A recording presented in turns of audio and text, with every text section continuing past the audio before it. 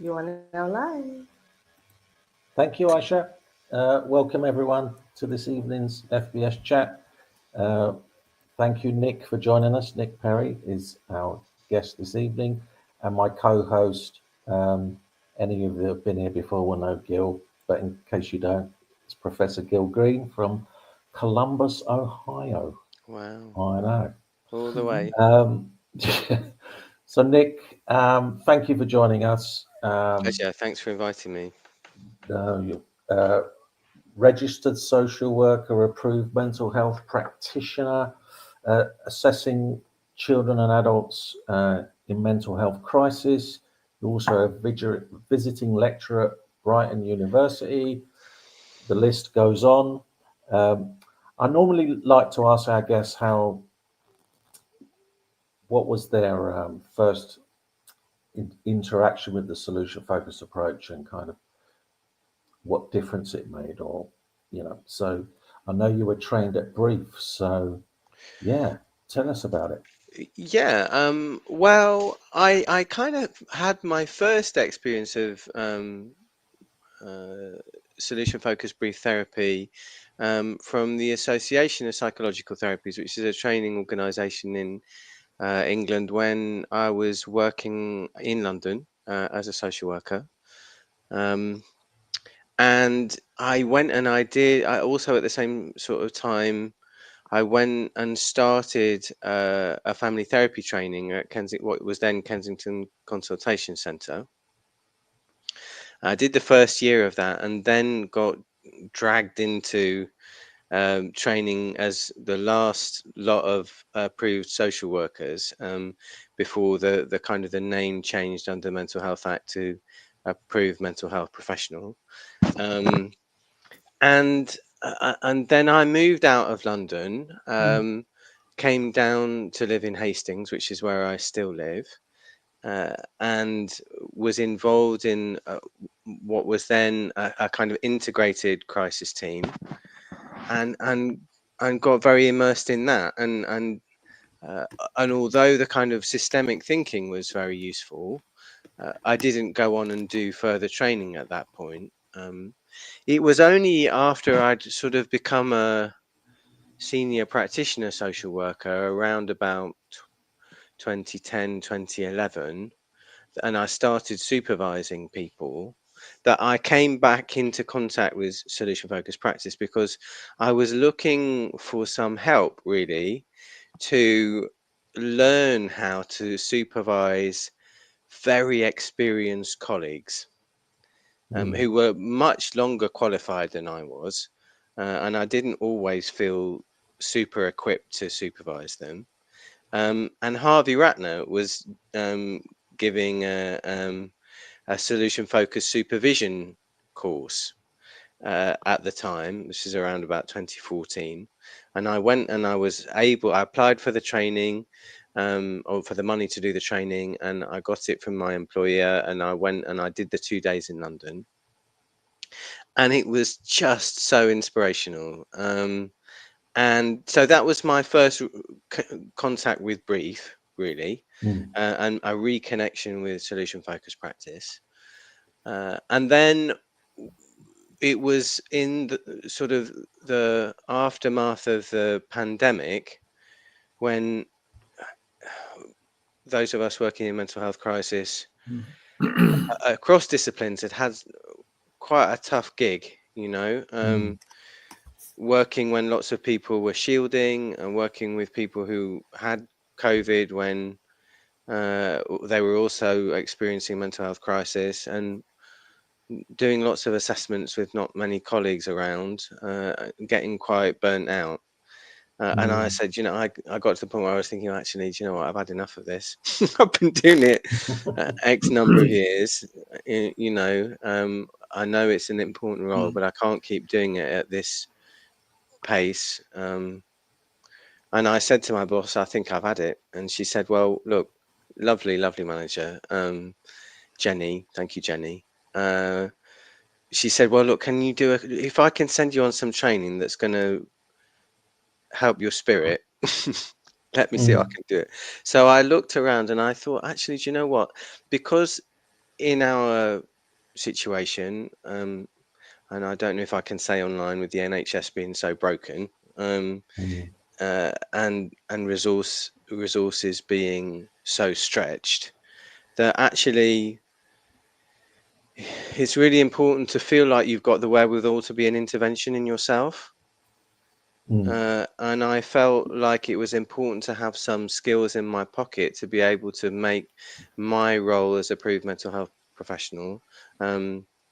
So Gil, I don't know if you know, in England and Wales, we have this role where somebody who is very unwell might have to go to hospital in their mental health crisis. They don't necessarily agree, they might not necessarily want to, but the risks are such that we have to make that kind of a decision.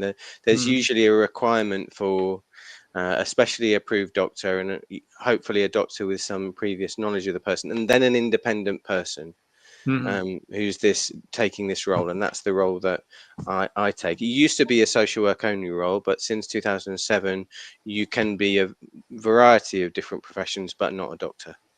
And so approved mental health practitioner, is that like a broad umbrella to That's the name within the legislation that's given for this independent role, where you're supposed to scrutinize what's going on and try and come up with the least restrictive way of helping somebody in that crisis. Anyway, so just to finish the story, I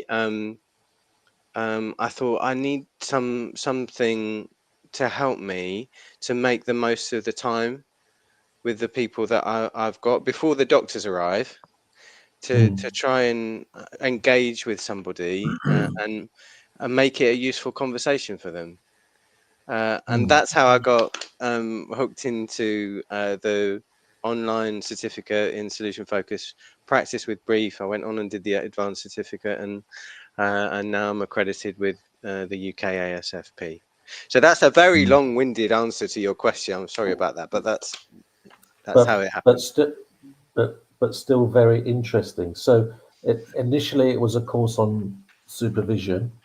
Yeah. And it sounds like you were at a point where you think, oh, I can't cope with this anymore, I need to leave.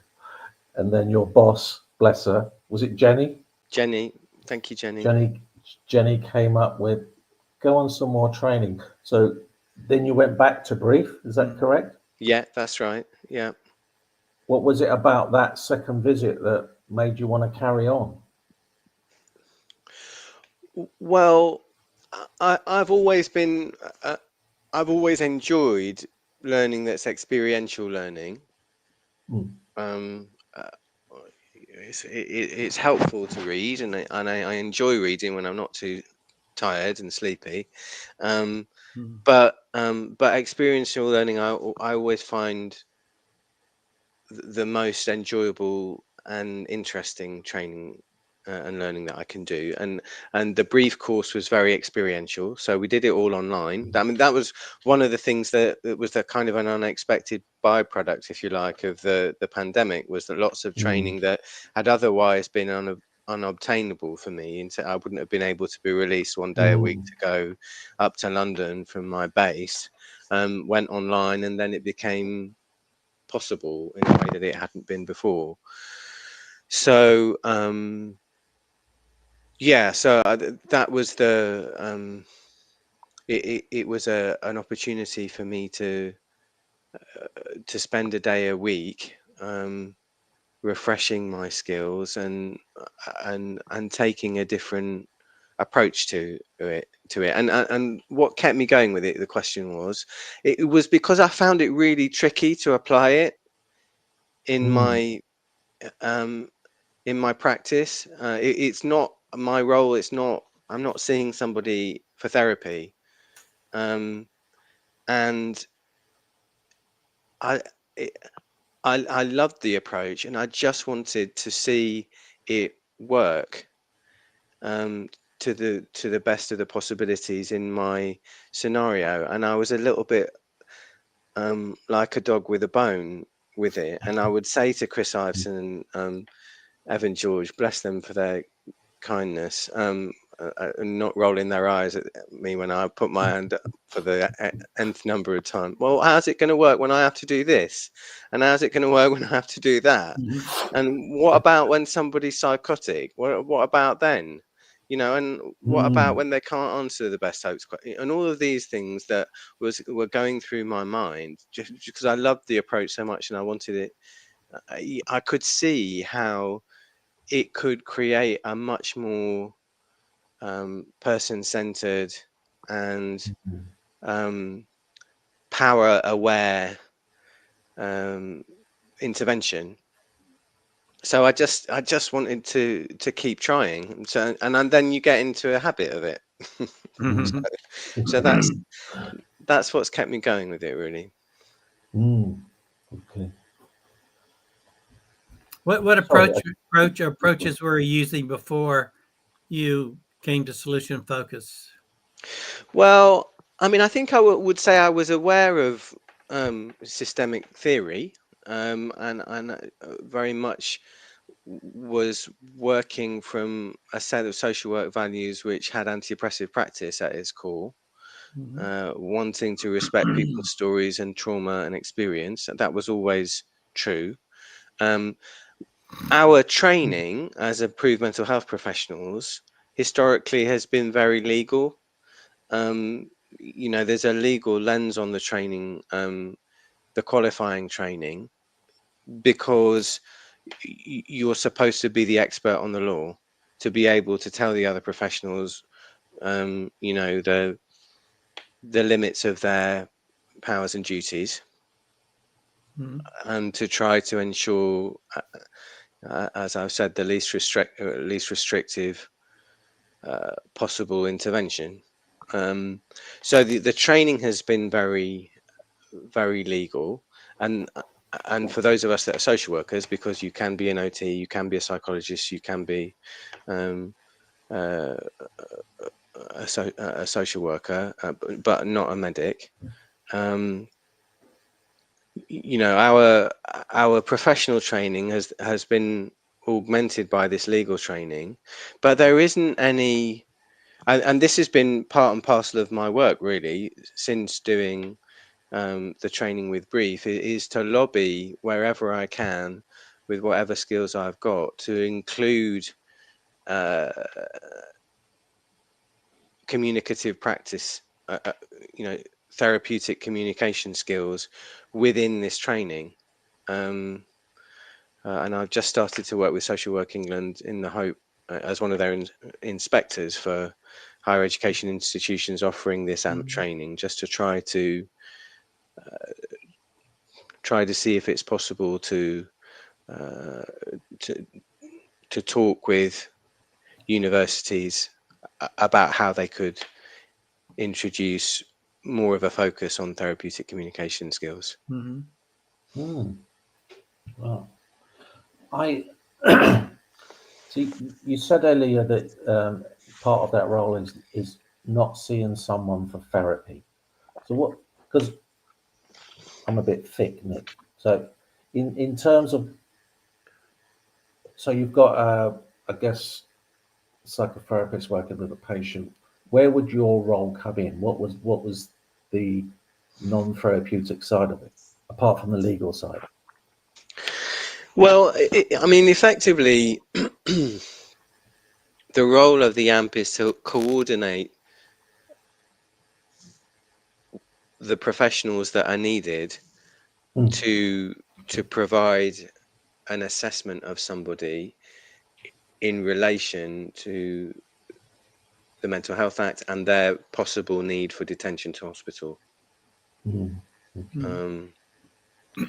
What people, you know, in the vernacular call sectioning, you know, somebody's being sectioned. And so you know, there is there's a debate at the minute within our professional world about at what point an assessment starts. You know, I think there's been a kind of an acculturated acceptance over a long time that a Mental Health Act assessment is an AMP and 2 doctors. There's actually quite a lot of thought at the minute around the fact that the legal duty for an AMP is to consider on behalf of a local authority whether or not you would be willing to complete an application for detention for somebody. So actually the assessment starts when you as the AMP get involved. And there's encouragement within the Code of Practice for the Mental Health Act to say that you should always spend time alone with somebody, so that they've got the opportunity, because you're there as a kind of hopefully an advocate, a support, somebody who's independent to the medical model, providing an alternative view, and that's the kind of the time alone bit is something in our practice that is encouraged by the code, but because of the pressures of the real world, often colleagues haven't had the time or the drive to create, and then you get 3 professionals arriving at once, then to assess somebody, which is a very different experience for someone like me, having arrived first of all, to explain what's going on, to ask if anybody needs a particular support in the conversations, to ask them what their best hopes are for the outcome, and even if we had to have a talk that they didn't really want to be having because they were somewhere under compulsion, how they might think even a couple of weeks later that actually it was quite useful talking to Nick. And I understand now why what happened a bit more. So yeah, I don't know, I feel like I'm waffling. Am I making sense? No. Yeah. I'm wondering how the doctors, the professionals, took your role. Was there barriers there, or In the new approach, do you mean, when I started working from a solution focused point of view? Not really. I mean, what I found interesting in reflecting about using the role in AMP work is that often the referrals that we get are the history of the problem, right? You know, there's all these reasons to be worried about such a body.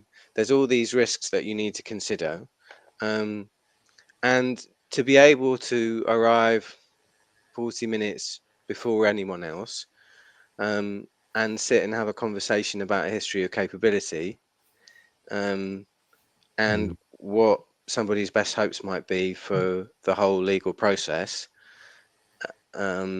and how they would know that even though it was a difficult time, it had ended up being useful to them.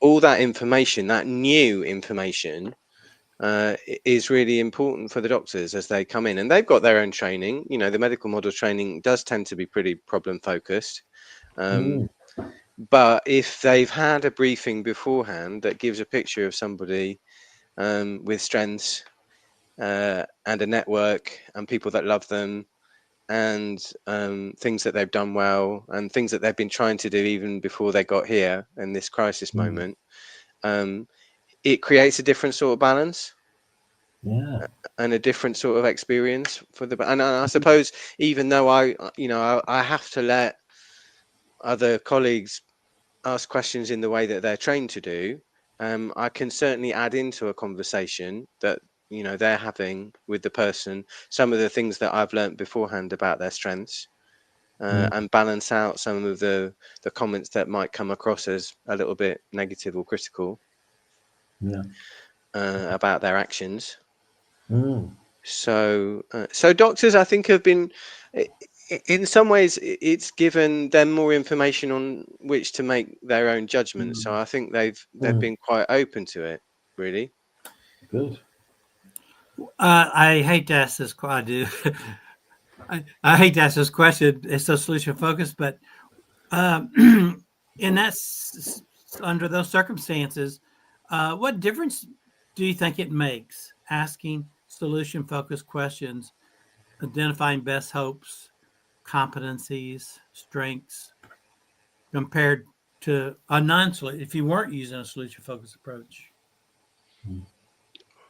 I think I've got Chris Owson in my mind as I give this answer, but I think it gives people the opportunity to say things out loud that they might not have said to themselves yet, Okay. I like that. Yeah. about what's difficult, what someone might need support with, what they're scared about, what they've tried to do, what has helped in the past, what might be helpful as part of going forward, and in a way that perhaps if they've said it with me, then they can say it again with doctors, and that kind of changes the power balance a little bit for people, because out of all of us, probably the doctors have the most professional power,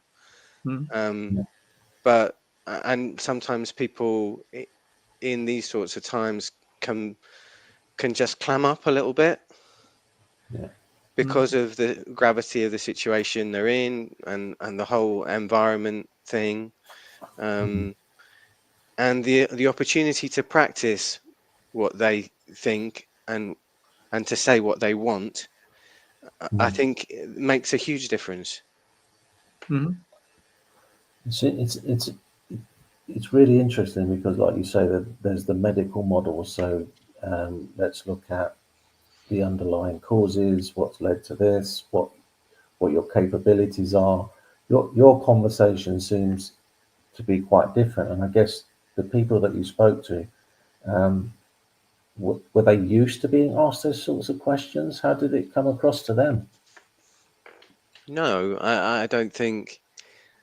I don't think they were, and I don't think I was used to asking them Mm, at the beginning either. So it's been a whole process of trying to learn how to use it in my particular little corner of mental health practice, and to be able to. This is an Evan George phrase that is stuck in my head.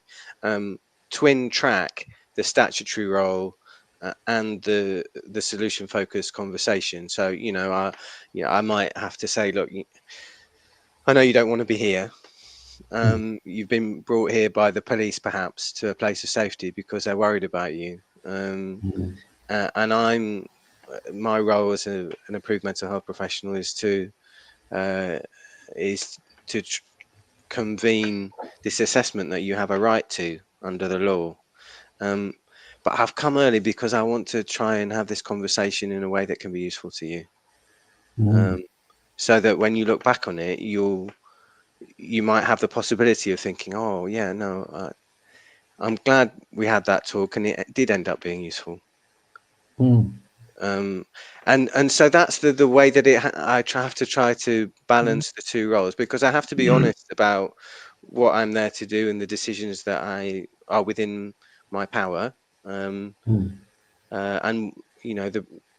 the assessments that we're going to have to make about risks to the person and perhaps to other people. But you,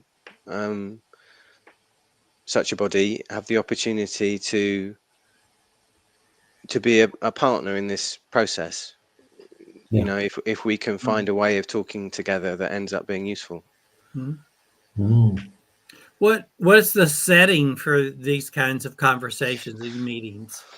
Yeah, it can be a whole host of places, Gil. I mean, so it could be somebody might have been brought to a designated health system place of safety, which is secure, by police, who've met somebody in the community and are worried about their mental state and feel like they need an assessment of their mental health. So it could be in a place like that.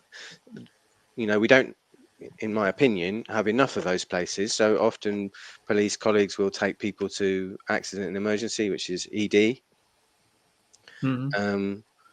We'll have assessments there. We have assessments in medical hospitals because people have got combined physical and mental health needs, and or there aren't enough mental health beds, so somebody's in a medical bed first of all. It might be in somebody's home in the community. It might be in a prison. It might be in police custody. It could be a whole host of different environments. Wow. So the process is then you're called in or you're contacted to come to one of these locations because there's somebody there who needs to be this assessment. You get there like 40 minutes early, but then the law mandates two doctors to also. Well, to be honest, there is a bit of flexibility for people like me. There's no specified time frame for me, so I can choose the timings of what happens, and I can also choose who I invite. So it's not always the case that I invite doctors. Sometimes I will invite somebody's, what we might call in our system, a lead practitioner, what might used to have been called a care coordinator, somebody that might be from a nursing background or a different sort of background who knows this person quite well if they're known to services. And we can see in that conversation between us whether or not we can avoid compulsory admission to hospital. I might sometimes just ask one doctor to come first of all, just to try and make it less of a formal experience, less perhaps of a scary experience. Particularly if I can take a nice doctor who I know is nice and is going to be gentle. And that, Having said this, in any doctors you work with in the future see this, they're going to know that if you contact them, you think they're nice. exactly. That's it. That's it. That's it. And all the others were just unavailable at the time. Right. Yeah. Yeah. So it's within our gift to decide who forms part of the assessment, but the law stipulates that if somebody's going to be going to hospital compulsorily, then there needs to be two medical recommendations. One from a specialist psychiatrist, and another from a registered medical practitioner who knows the person, who has previous acquaintance. And then ultimately the decision as to whether or not that person goes to hospital under section falls with the approved mental health professional. Is the non-medical scrutineer that makes the final decision. Okay. How long does a process like this typically take? Well, that is also, it's not easy to answer, in the sense that it's a bit of a how long is a piece of string question, because it depends on the individual circumstances, where they are, how quickly, perhaps if they need to come into hospital, how quickly a bed can be made available, what has to happen in the interim as a contingency if they're not able to come in straight away. There's all sorts of variables that that determine the length of the process, really. But for an urgent, I mean, and my service isn't considered to be a blue light emergency service. We don't have set, absolute set in stone timeframes to respond. But for urgent situations, we will consider the person's situation the same day as getting the referral. Often we will try and go and see the person face to face as quickly as we can to see what's going on, where it's safe to do so for everybody. And then it's a question of, if it's going to require medical examinations, arranging doctors to come, and sometimes that can be on the same day, can be within a matter of hours. But the outcomes of the assessment can be much more protracted than that because of resource issues. Yeah. Nick, twin tracking. Yeah. How useful has twin tracking been? Because I kind of get it in the sense that you've got one person's idea of what a good outcome would be and what your idea of a good outcome would be, and kind of where they meet in the middle. Is that kind of?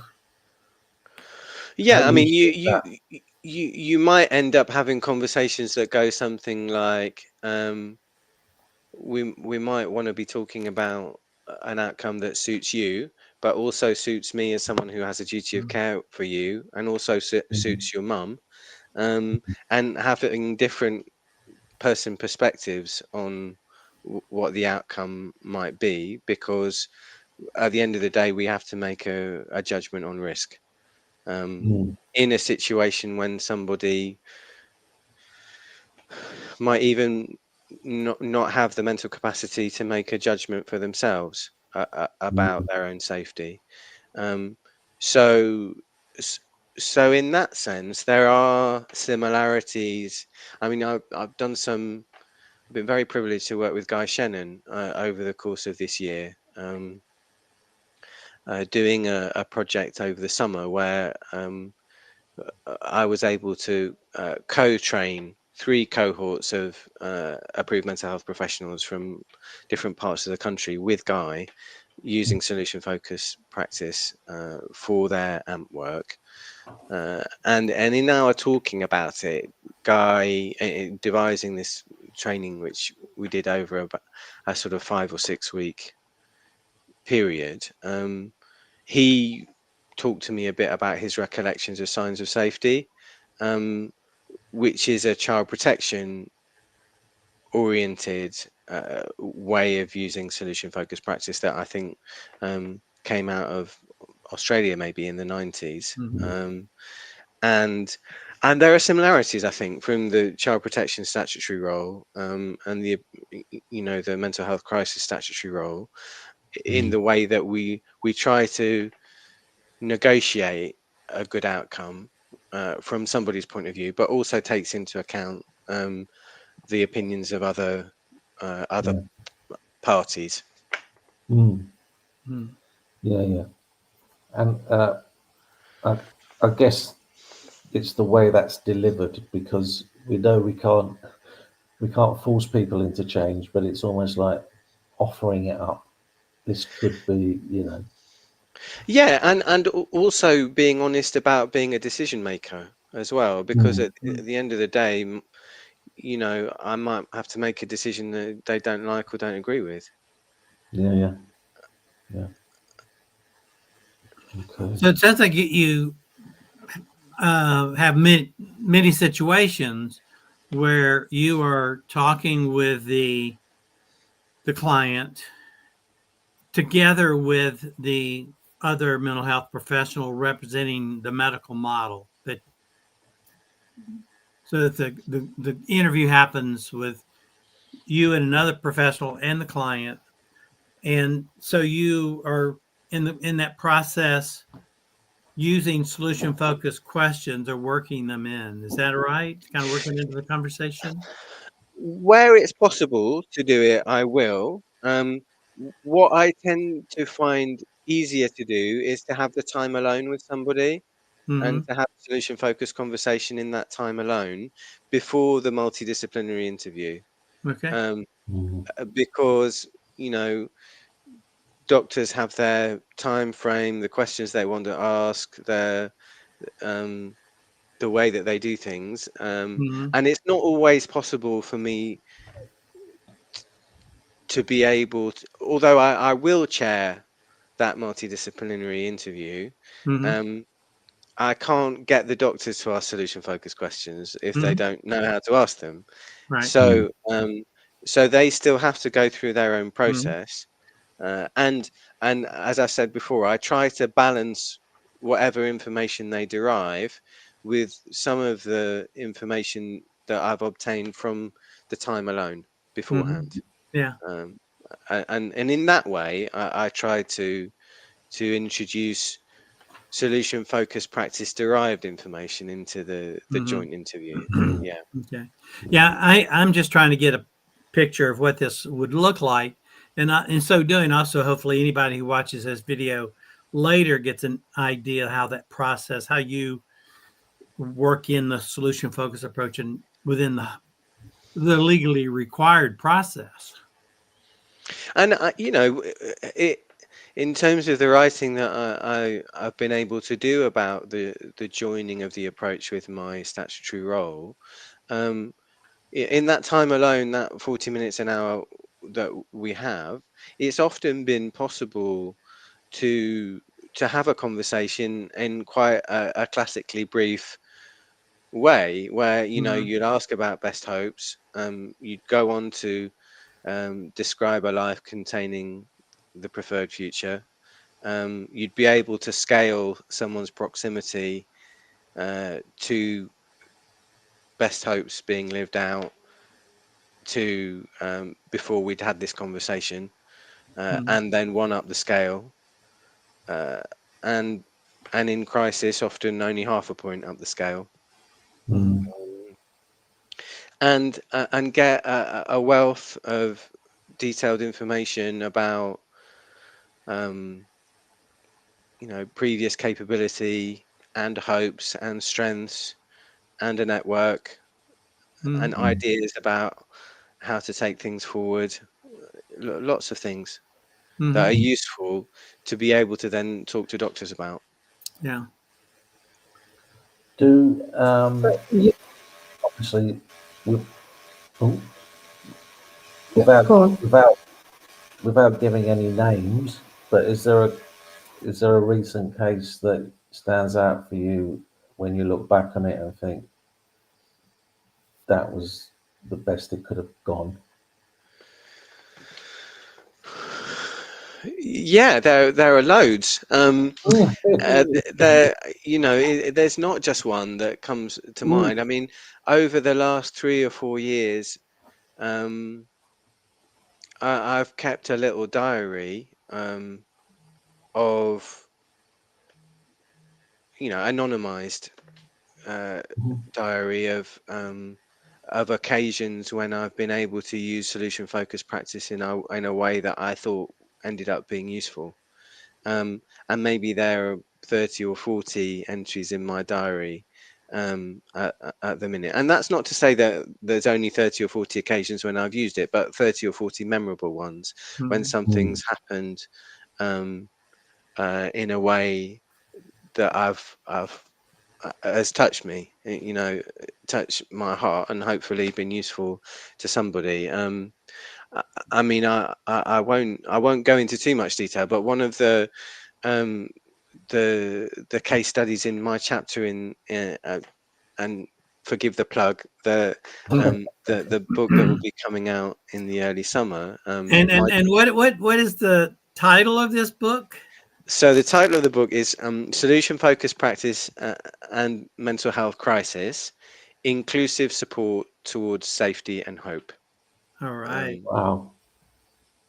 and one, it's a collection of chapters from different authors, a lot of whom, if not all of whom, have experience of working with people in mental health crisis from different professional backgrounds in different um, physical environments of acute care. Uh, but my chapter is about the role of the AMP, the Approved Mental Health Professional, and Mhm. one of the key issues for us as AMPs over the last 40 years is the overrepresentation of Black and minority ethnic people in the statistics of compulsory admission. And we've known about the disproportionate uh, number of people being detained from racialized communities, and we haven't seemingly been able to do anything about it um, significantly. And one of the things that perhaps I'm most proud of, let's say, Joe, in terms of using this approach, is being able to uh, enable people of color to have a voice in the process that is supported by solution focused practice, and that is amplified by the experience of asking solution focused questions, being able to take account of previous experiences of racism within institutionally racist services within our country, and to make decisions about compulsory admission that are least restrictive, and take account of people's distress and anger and violence in the context of being contained by services that have got histories of institutional racism, and make different decisions. So, one of the case studies in my chapter is about work with a young man of mixed heritage who presented as very mentally unwell in police custody, and was on the way to being detained to hospital compulsorily, but with some time and with the opportunity to use solution focused questions, we were able to not only talk about best hopes and preferred future, but for him to have the sufficient trust in my intervention to be able to talk about his experience of racism and how that translated into his presentation earlier in the police station, for us within sort of 24 36 hours to be able to make a different decision and enable him to go home with a level of support which was much more proportionate. So, I think solution focused practice has an enormous amount to offer in mental health crisis, for all sorts of different reasons. And I don't think we can underestimate how powerful that can be, both for people on the end of the questions, but also for us as practitioners. And one of the chapters in the book that is to come out early summer, from Anya Garvey, is about the well-being benefits for professionals of using this approach. And I think it's not just about more person-centered anti-oppressive interventions that we can offer to the people that we meet in the line of our duties, but also the kind of the vicarious resilience that we can obtain as professionals. That the Gil might know the bioback study of the child protection social workers in Tenerife, about how using this approach has helped them to become more resilient, and to have a greater sense of well-being in the work that they do.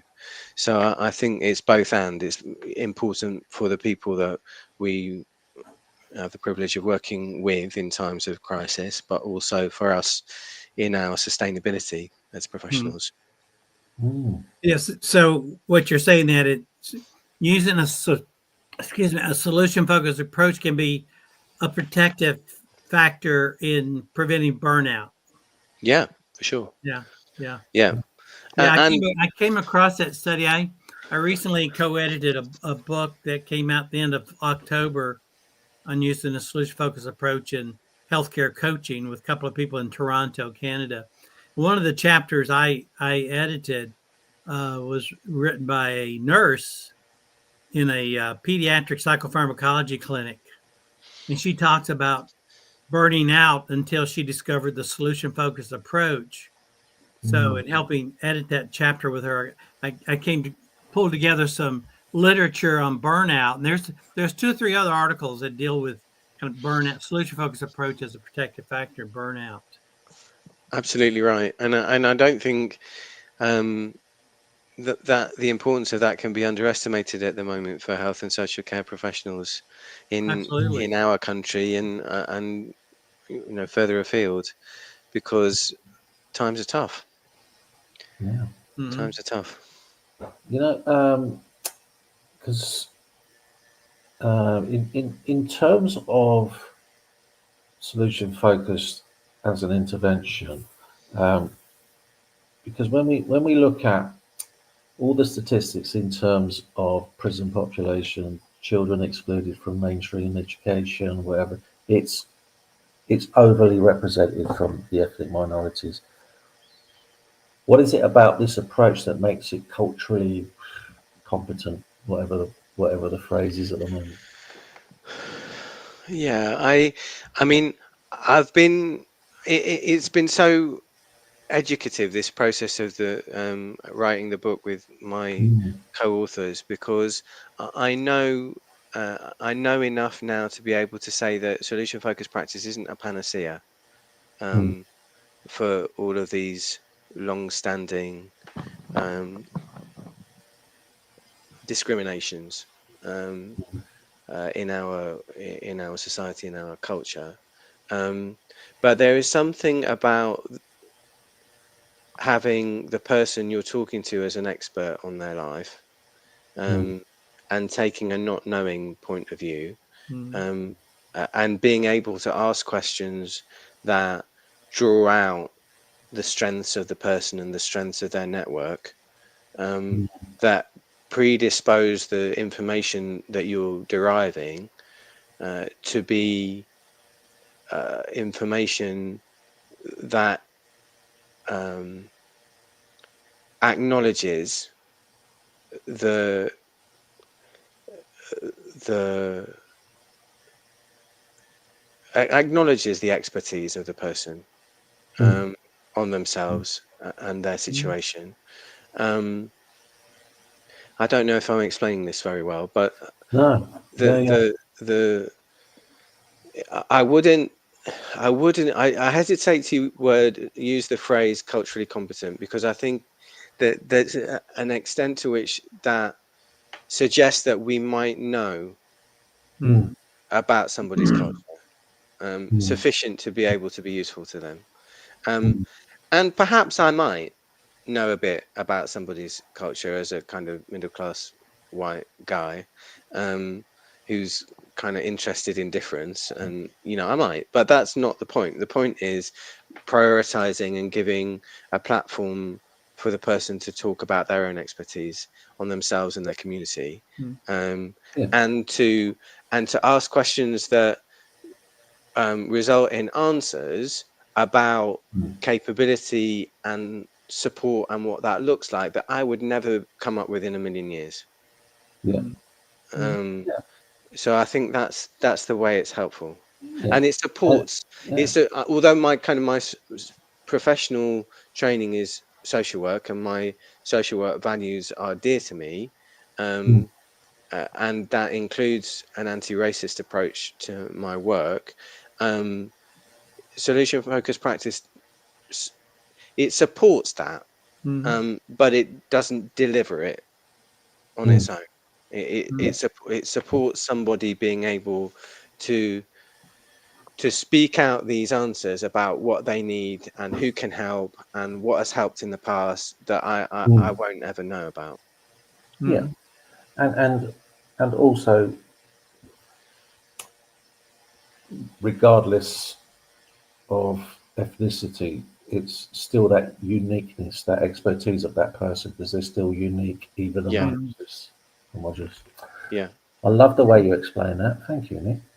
That was mm, wicked. mm, One of the things that I found quite interesting, I mean, I'm always wrestling with how to try to apply this approach in my work, and one of the things that I I talk about at the end of the book is that I think we still have to continue to practice to know how to ask the questions, and of course, solution focused questions get asked in a zillion different languages across the world, right? Mm, It started off as a kind of an English speaking therapy, but it's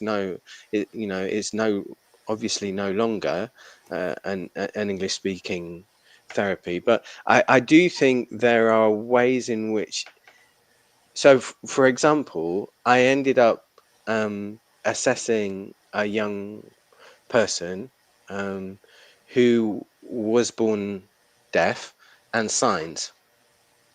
mm, And not only is there a need for a British Sign Language interpreter, but there's also a need for relay interpreters. So that's deaf people who will sign to a British Sign Language mm, interpreter who will interpret to me. And a, a lot of the way that we've been acculturated to ask solution focused questions in English doesn't really work in British Sign Language, or the way that it's interpreted, because the syntax is completely different. And so it would take the expertise of a group of people to be able to develop a way of using solution focused, probably relay interpreters to be able to develop a way of using solution focused for the deaf community in a way that I haven't been able to do yet. So there's still work to do, right?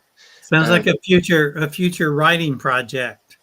Well, I mean, it's on the list, Gil. There's loads.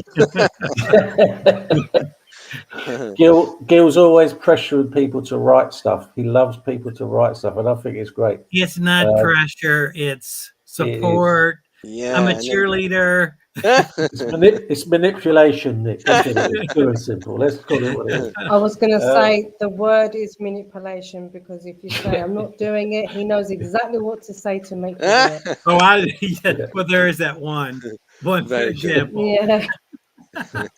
So, what is the? Oh, sorry. Go on. Ayse. No, go on, Joe. No, I was going to ask Nick what was the title of the book, when it's coming out? And so again, title of the book: Solution Focused Practice in Mental Health Crisis, Inclusive Support Towards Safety and Hope. That's the kind of the subtitle. Where will we be able to buy this, Nick? This is being published by Routledge. All right. Yeah. And it's going to be available, I hope, in the early summer. We've got a host of new and old names from kind of the solution focused world. And I've been, I was saying to Ayse before we started, I've just been trying to get to grips with LinkedIn and learn how to use that a little bit to talk about work and to talk about this forthcoming book. And I've started to introduce the chapters one by one on LinkedIn. So if anybody's listening that's interested, you can go and it's like a Netflix series, you know. I'm just trying to release these nuggets of information bit by bit, you know, to catch people's attention and to whet their appetite, really. But we've got some interesting chapters, and we've got a chapter on the research base from Lauren Jerome. We've got a chapter on solution focused practice and trauma from Adam Fruhrer. Guy Shannon's talking about using the approach moment by moment, not just in a kind of classical therapy room structure sort of way,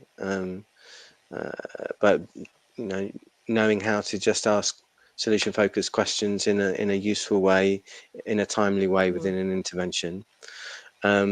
Evan George talks about the history of solution focused practice in the UK and what's next for it in terms of mental health crisis work. We've got Rose McCabe and the City St George's team talking about their studies, their RCT, randomized control trial studies of solution focused practice in emergency departments and what training people might need to go and to use the approach in this way. Mark Kilby and Raya Gul talking about service users using solution focused practice. Natasha Adams talking about using it with young people and kind of molding CAM services around the approach. Luke Goldie McSorley talking about using the approach with young people in kind of an edge of care, statutory children's social work context. We've got Emma Burns talking about it from a policing point of view. We've got my colleague Nectarios Kourakis, who's a psychiatrist, talking about his use of it in psychiatry. Michelle Orr is going to look at suicide prevention from a mental health nursing point of view. I'm going to talk about the Mental Health Act, and Anya Garvey is going to talk about the impact on professionals' well-being. So I'm just going to have a little look. I hope I've not missed anybody out, but I don't think. Is that all? Is that it? Example, Is that yeah, it, Nick? that's Come it. on, you can do That's better it. than But that. the Right. truth, the truth is, we haven't covered everything, you know, and there's more. There's more to do, and there's things that we haven't managed to cover. But my hope was, my best hope for the book was that it will show that there's the possibility of solution focused practice being a common language between different professionals of different professional training backgrounds, and often there are different professional cultures that can sometimes find it, it can sometimes feel difficult to always to deliver a very person-centered experience for people because of that and the way that these professional interactions happen in environments of acute care. But if we all know a common language, then perhaps that can end up being a better outcome for people. That was an amazing list. Wow. Yeah. So we'll look out for it in the summer. Yeah, please Yeah. do. Please do. Yeah, And definitely. you know, Christmas presents for people. What? Well, however, you know, Well, and if it's coming out early in the summer, then it'd make great beach reading for the exactly summer. right. Exactly right. Exactly right. I mean, our hope is that, you know, I started off with the hope that this would be a very much, you know, I think I talked about experiential learning earlier on, and you know, um, I, I, ha- I had it on my heart that it would be a book of practice stories for people who are working in these environments.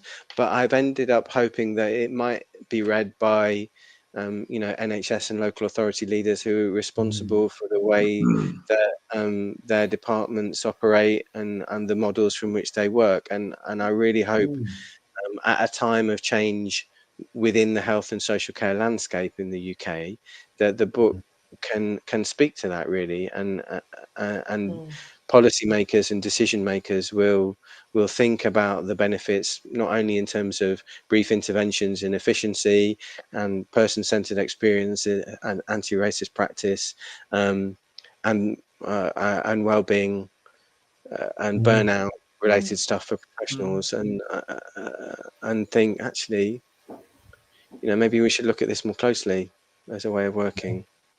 100%. Can I So how just did you? quickly jump I was in? gonna, Joe, can I yeah, just, sorry, because yeah. Christopher Munt has been waiting very patiently, and I'm just going to put up, sorry.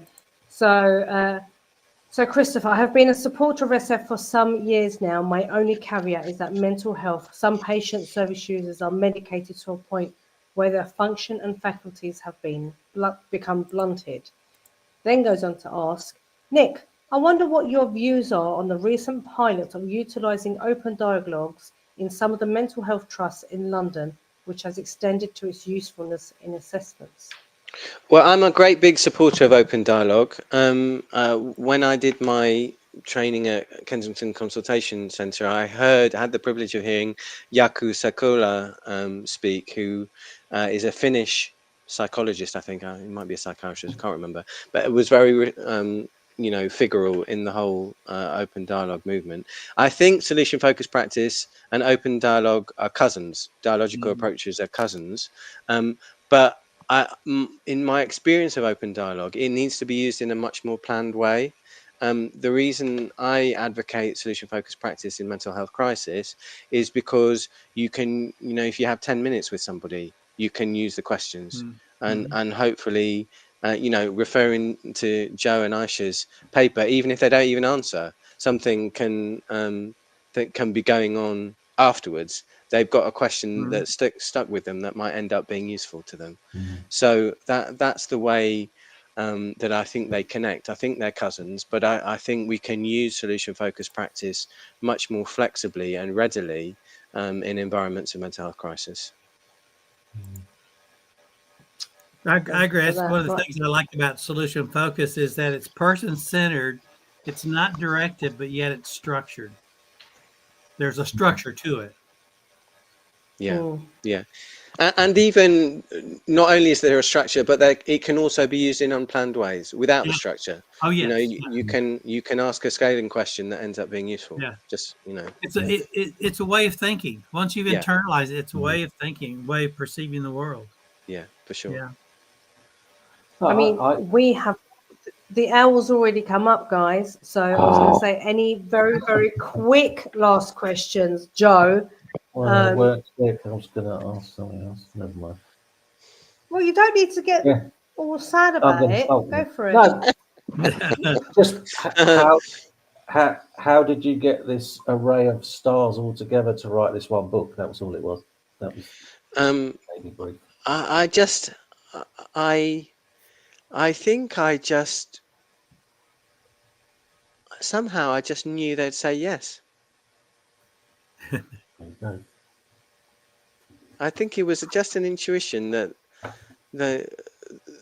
I kind of had a sense of how the book might fit together, and some of the people that I'd had a contact with already, and others I hadn't necessarily, but people have been very generous in the support of the project, and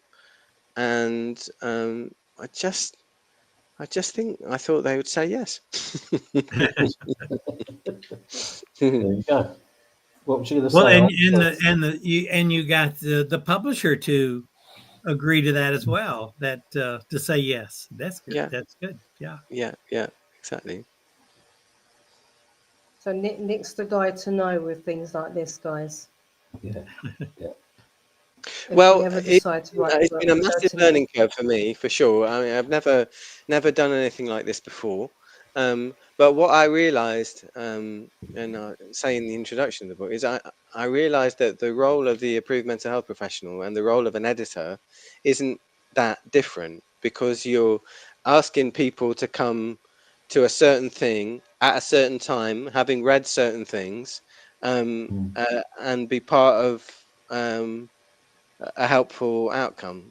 And I thought I realized that there were similarities between the two. So Brilliant. I think it's Is there anything you haven't asked you yet, Nick, that in like a minute you can respond to? Oh well, I think you've given me a good old going over for sure. And I feel like I'm really grateful for the opportunity to talk a bit about the work. I feel like once you get me going, I could go on for another few hours yet.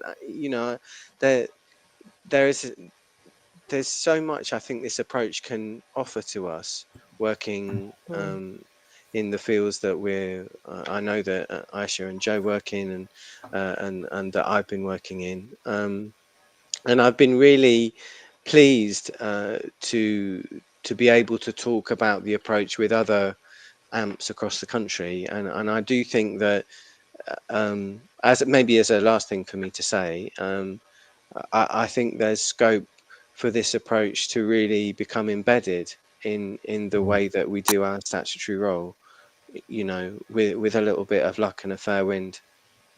Yeah. Oh, we keep our fingers crossed, Nick. We keep our fingers crossed. Toes, please. Toes as well. I would guess I would surmise that putting that book together and getting it out, it will be a very important piece of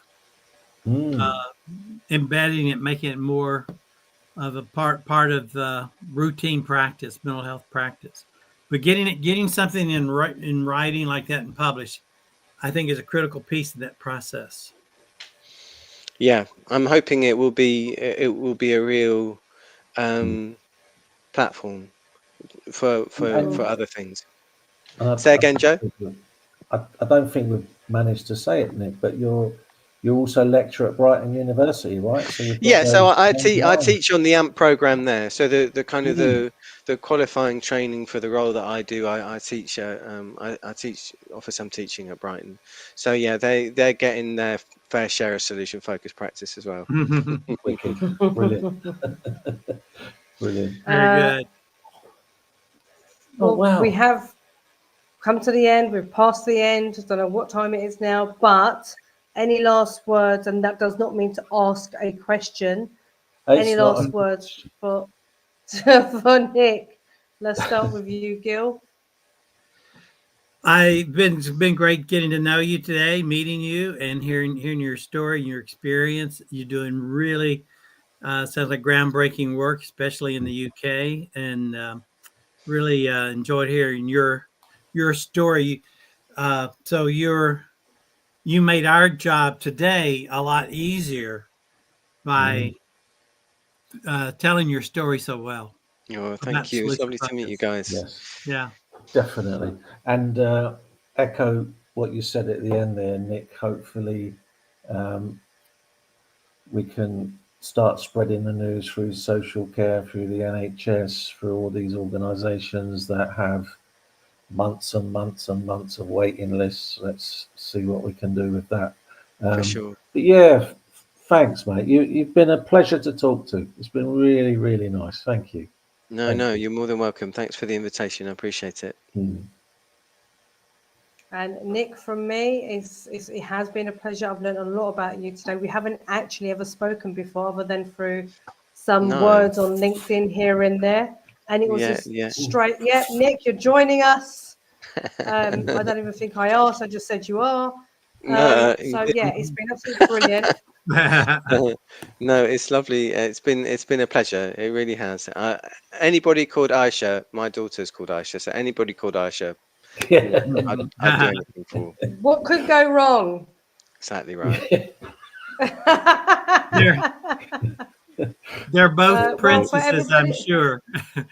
Oh, here we go again with the princess thing. Yes, I'm a princess. But they keep me like a princess. So what can I do? That's it. That's it. It's true though. They call me a princess, but then they treat me like one. I'm very spoilt, but I like it. So thank you everybody for watching. Thank you for the questions. Nick, you are absolutely amazing. Can I ask that the three of you just stay there for a couple of minutes so we can say goodbye behind the scenes? And for the rest of you, thank you for watching. And we will see you next time in FBS Chat. Bye. Bye. Bye.